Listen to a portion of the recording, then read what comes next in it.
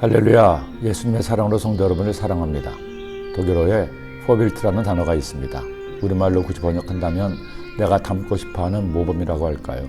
사람이 살면서 닮고 싶은 누군가가 있다는 것은 참 중요합니다.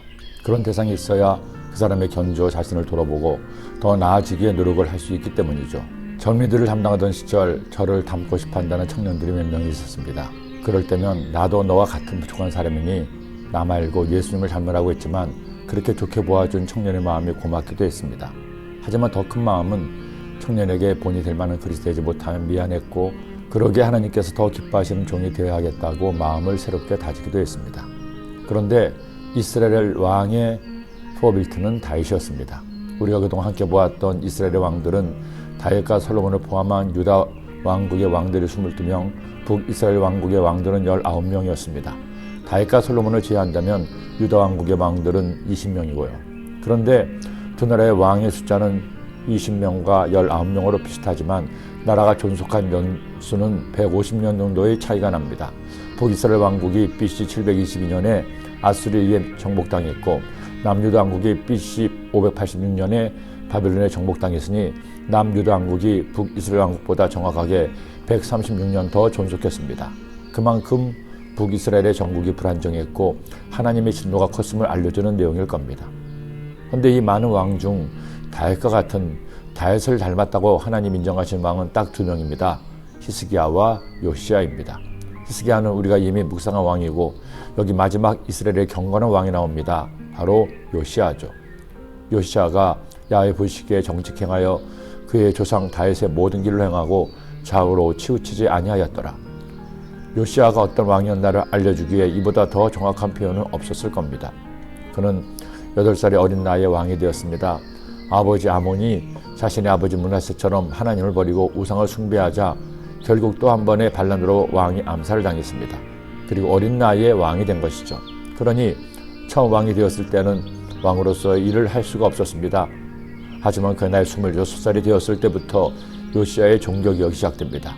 제일 먼저 여호수아와 같이 성전을 수리하게 했습니다. 하나님을 떠난 두 왕의 시대를 거치면서 성전이 쇠락했기 때문이죠. 그런데 당시 대지장이었던 hil기야가 성전에서 율법책을 발견해서 왕에게 보냈습니다. 그리고 서기관 사반이 율법책을 읽었을 때 요시야 왕은 회개하며 옷을 찢었습니다.